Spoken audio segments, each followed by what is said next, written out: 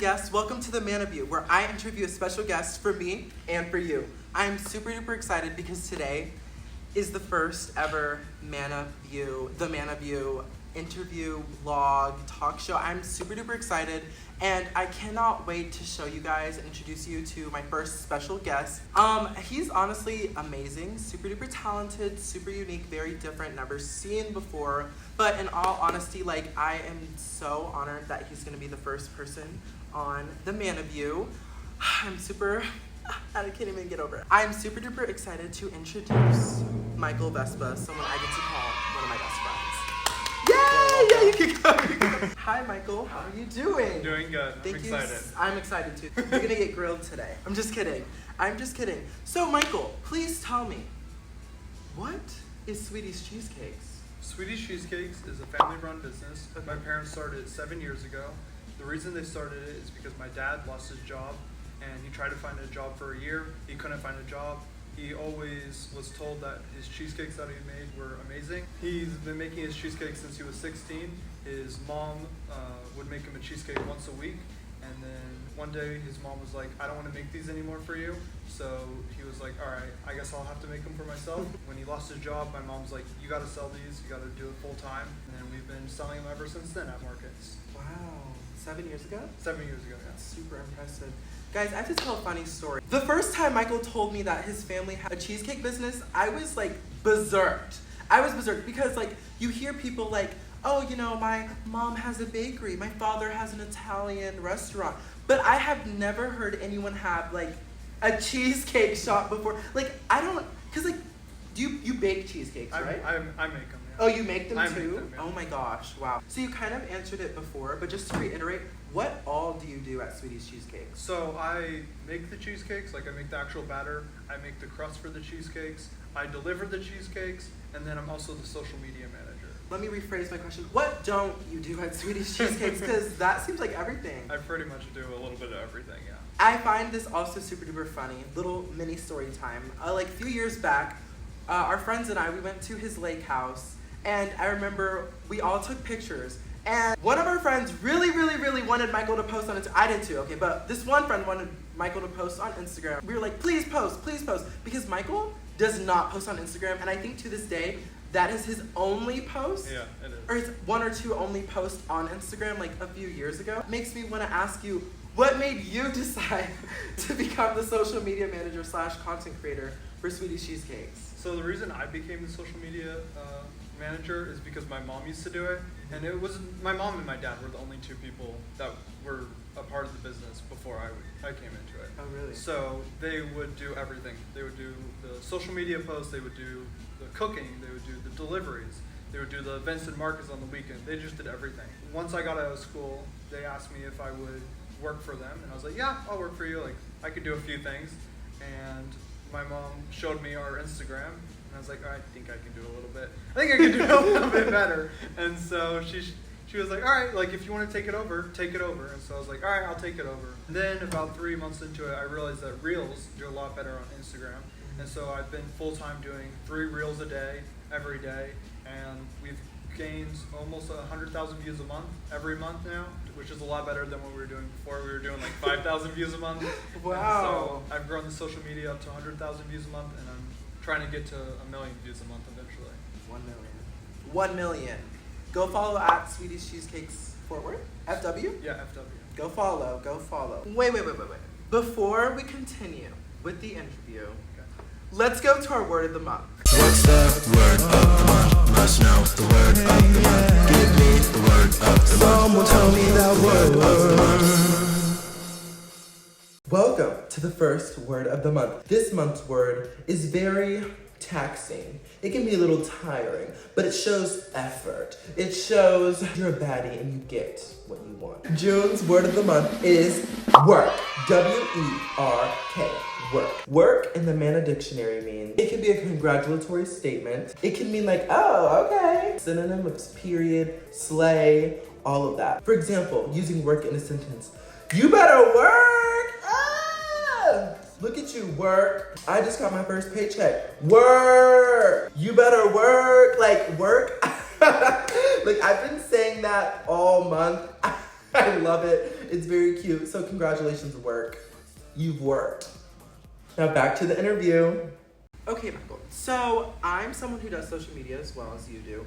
And recently, I guess I've sort of been doing like food videos where I just show what I'm eating or like, you know, places I've eaten at. Like I throw my personality into it and stuff like that. But that makes me wonder, how do you make content solely based around food and then it being like, you know, one specialty? Because like you guys just make cheesecakes, right? Yeah. So how do you find content and create new content on like one thing? So in the beginning, like I said, I would only take photos, and so I would like position the jars and try to like take pictures of the cheesecakes, because the cheesecakes are in a jar. So I would try to take pictures of the cheesecakes in a jar and try to make them look as appealing as possible. But because they're in the jar, they don't really look, I mean, they look okay, but They look good to me. I don't know. I didn't find it personally, like I didn't find it mouth-watering. So I was like, all right, let me look on Instagram and find business that are similar to our business. And then I found an influencer, and she does all types of content. But she had a soup video where she scooped into the soup and brought the soup, like, because it had like little pieces of cabbage or something in it, and she brought the spoon up to the camera. And so I was like, oh, I could do that with our cheesecakes. So I started doing that, and I would scoop into the cheesecake, and I bring the spoon up to the camera, and that video did 1,000 views. And so I was like, all right, that's pretty good. People seem to like those. Sometimes they'll get 15,000 views. My recent one got 86,000 views. I didn't tell you that today. Yeah, 86,000 views, yeah. So they've been doing good. You got it all figured out, sort of, huh? Yeah. Okay. How do you reach, how did you reach a wider audience and get your videos to be broadcasted to a broader audience? Because going from 5,000 views a month to what? 100,000.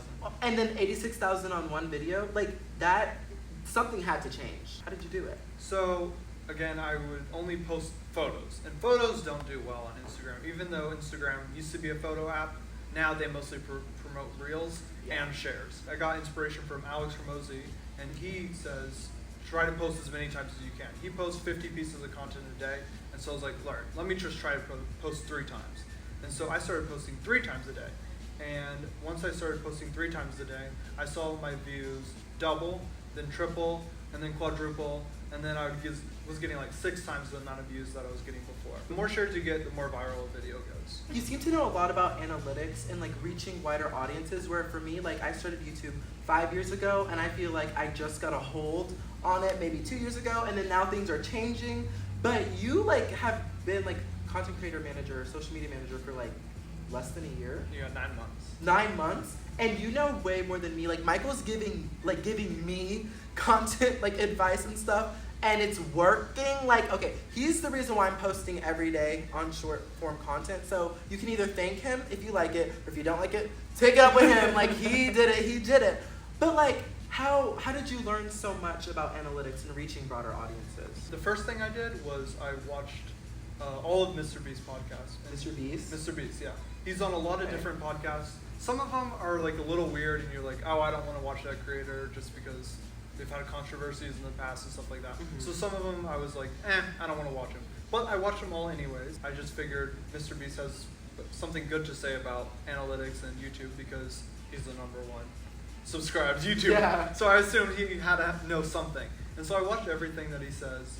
And one of his biggest things that he says is to post 100 videos and to improve 1% every single time. And then he'll talk to you about like if you have a good video or not, basically. Mm-hmm. Because if you can do that, then you can make 100% improvement from your first video if you post 100 of them. And that is true. Like if you make something 1% better, like it can't get worse. It can't get worse. It can't get worse. Even if it does get worse, like you learn from it. Yeah. I never thought to like look at his podcast or whatever that he's been on. But I mean, I don't know why. He's literally the #1 YouTuber in the world. Might as well take inspiration. He's doing something right. Yeah. Like he's obviously doing something right to climb to the top. That is so interesting. He knows what he's talking about. And he does. Yeah. Wow. If you post a video and it gets 100 views, that means that 1,000 people saw the thumbnail and decided not to click. Look at how many views you get and then be like, oh, okay, 100 people saw it, 1,000 people saw the thumbnail, but they decided not to click. So that also gives you a reason to be like, all right, let me try to improve the thumbnail and make the thumbnail better. You want everybody to click it that sees it. And so that's why his videos get hundreds of millions of views. Wow! I forgot to tell you that about the thumbnail and the, because that's really useful. There could be so many more people watching. Yeah.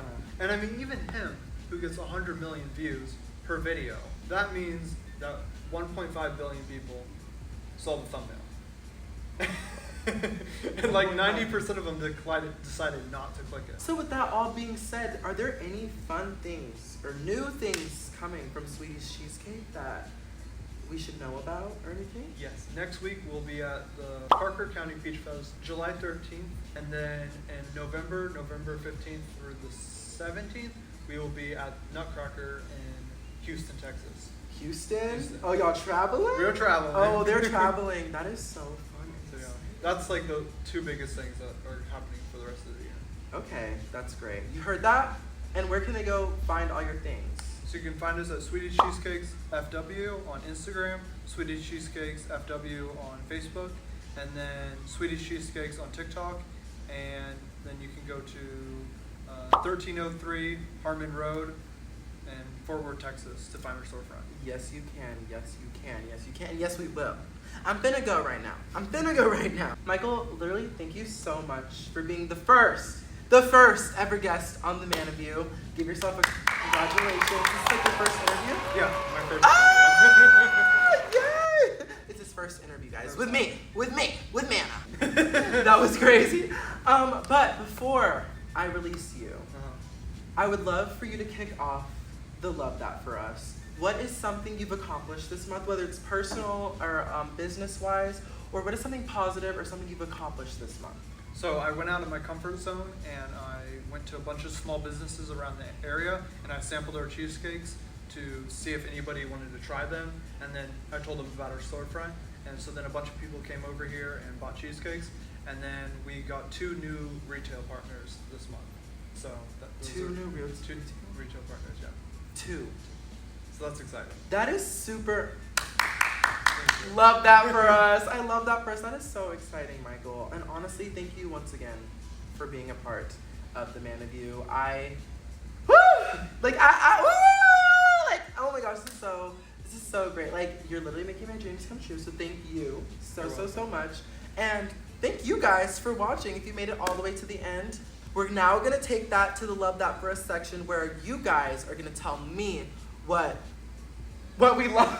You guys are gonna tell me what we love, and we're gonna celebrate all of our accomplishments. See you there, Mannafests.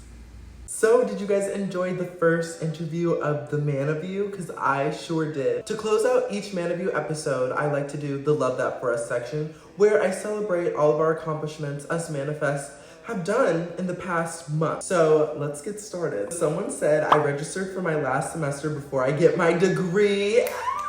You better get that degree. Good for you. Someone said, hey, I got to go on a girls trip with my mom. Oh my gosh, literally I love that for us. Like, I go on trips with my granny all the time, so I bet that was super duper fun. That's super exciting. Riley W said, I traveled to Costa Rica with my whole family I hadn't seen in a bit. Costa Rica? Why wasn't I invited? Why wasn't I invited? Love that for us. Someone said, I got back into writing and started writing a book. Oh my goodness. That is so good for you. I'm someone who like loves writing, but like for research-based writing. So if you're like writing like a fictional book, like send it to me because I can't do that. And I love that. I love that for us. So send that to me. Tate Harris said, I saw Manna Steel eating and leaving no crumbs on Instagram. Love that for us. Thank you so much. That's so sweet. Someone said, I donated and sold a lot of clothes I don't need anymore for moving back to Savannah. Literally good for you. Good for you. I know sometimes we like hold on to those things that we may not need. And so to let go, that is a big accomplishment. So good for you. I need to do the same. I got a job back home in Delaware working at a theater doing one of my dream shows. Congratulations. Can I please have your autograph? That is amazing. Good job. Michael said, got 5 million views on a reel. Congratulations, Michael. Congratulations, Michael.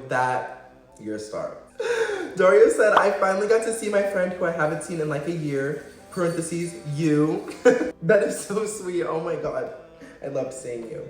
Oops, someone said I got my first paycheck last week. You better get that bread, you better get that bread, you better get that money, you better get it, share. I'm just kidding, good for you. Someone said I hit my sewing goal of sewing a new project per week. Good for you, that's talent, like sewing, crocheting, all of that. Good job. And lastly, this is my favorite one of the whole month. This just warms my heart to hear and see. Despite having a really tough last few months, I've been able to stay self-harm free. Congratulations. That is not easy to accomplish. And the fact that you've been able to do that is amazing. And I'm literally so proud of you. Mannafests, we're proud of you. Please just everyone remember, like, there's at least one person in your life, at least one, that is gonna be there for you through thick and thin. Make sure you find that person in your life and you keep that person with you. With that being said, thank you guys so much for supporting me through the first MannaView episode. Woo! Thank you guys so much for all the support you guys have given me just this past year and forever. And I will see you guys in the next MannaView episode.